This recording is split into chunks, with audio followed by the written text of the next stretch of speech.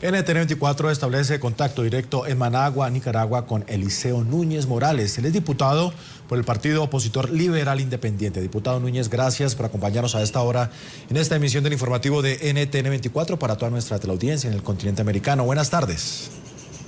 Buenas tardes y un saludo a toda la teleaudiencia en América Latina de NTN24. A la orden. ¿Cómo califican ustedes este pronunciamiento que desde luego genera polémica en Nicaragua tras las intenciones que tendría el gobierno de Daniel Ortega de reelegirse? Mira, realmente el tema de la reelección no es el tema toral de esta reforma constitucional, porque el artículo ya había sido derogado por una sentencia que nosotros consideramos espúrea por la Corte Suprema de Justicia, y para todos los efectos la policía, el ejército, el Consejo Supremo Electoral no estaban tomando en cuenta la existencia de la prohibición de la reelección. Aquí lo toral son varias cosas. Lo primero y más grave para mí es que ya los militares activos a partir de ahora en esta reforma van a poder ser parte del gobierno como militares activos. No estamos hablando de militares en retiro, estamos hablando de militares activos. Estamos militarizando el poder ejecutivo con esta reforma constitucional.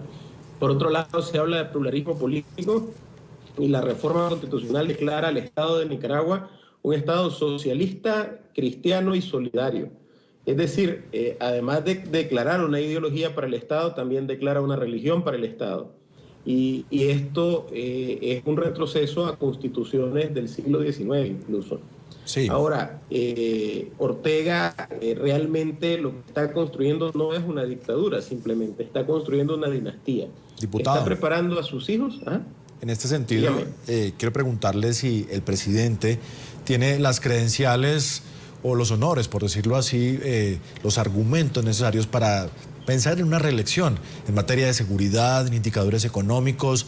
¿Tiene unos argumentos sólidos y suficientes para demostrar que ha hecho un buen gobierno y así pensar en reelegirse?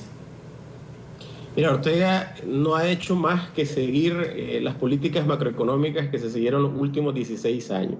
No ha apostado por desarrollo. Lo que se ha sentido en Nicaragua es debido a dos cosas: a la subida de los precios internacionales, porque Nicaragua ha tenido más exportaciones en dinero, pero no en volumen. Es decir, no hemos aumentado la cantidad que producimos, aumentamos el valor de lo que producía. Y por el otro lado, la ayuda venezolana, que fue enorme, que ha venido disminuyendo a partir del año pasado, pero esta ayuda fue enorme y es lo que lo mantuvo a flote. Pero credenciales para mantenerse no tiene. La productividad del país ha bajado a razón de 4% anualmente desde que Ortega está en el poder. La inversión en educación en Nicaragua empezó en 3.6% y hoy está en 2.6% del Producto Interno Bruto. Y esto realmente dice mucho de lo que Ortega quiere. Ortega quiere mantener a la gente pobre para poder comprar el voto por dádivas, por darle láminas para techo, por darles bolsas de comida y cosas así, y no le interesa sacar a la gente de la pobreza.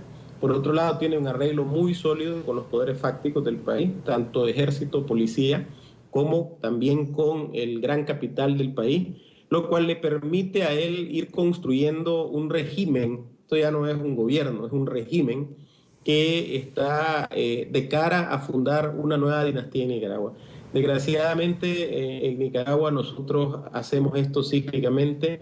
La última dinastía fue la de los Somoza, y ahora Ortega ya está delegando funciones en su hijo para poder comenzar a elaborar este camino que ya lo hemos vivido y que lo único que ha traído es muerte en Nicaragua. Diputado Núñez, ¿hace parte este tema, las aspiraciones de reelección del presidente Daniel Ortega, de ese virus reeleccionista que hay en la región? Lo que ha sucedido en Bolivia, en Ecuador, lo que pasó en Venezuela con el expresidente Hugo Chávez.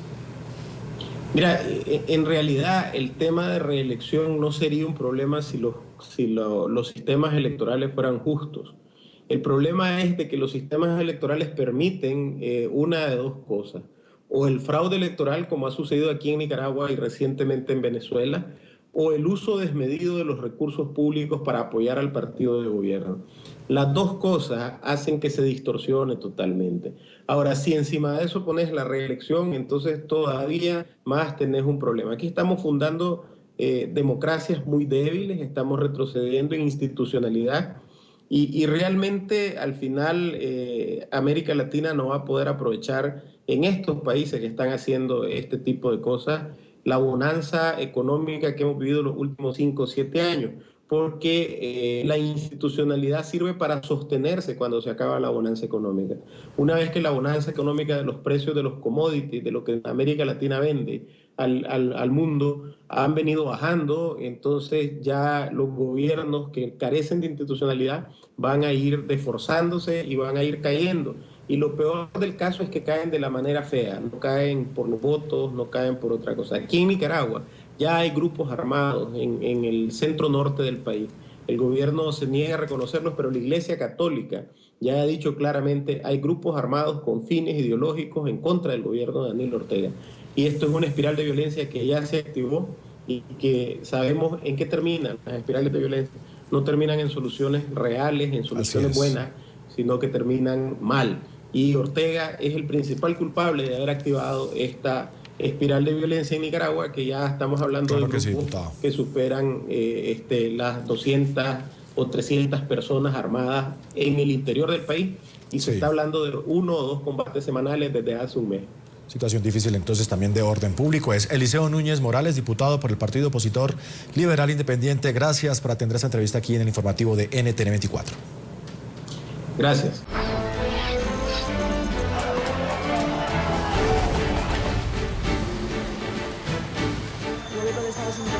La administración Obama ha entregado 3 documentos sobre su esquema de seguimiento a las comunicaciones revelado por las filtraciones y la responsabilidad nuclear en sus operaciones contra esta de la Álvarez.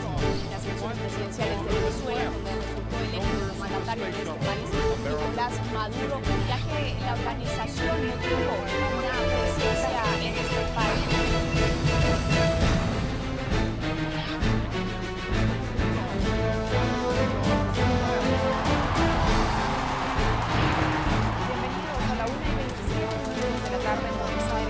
Karen Pereira.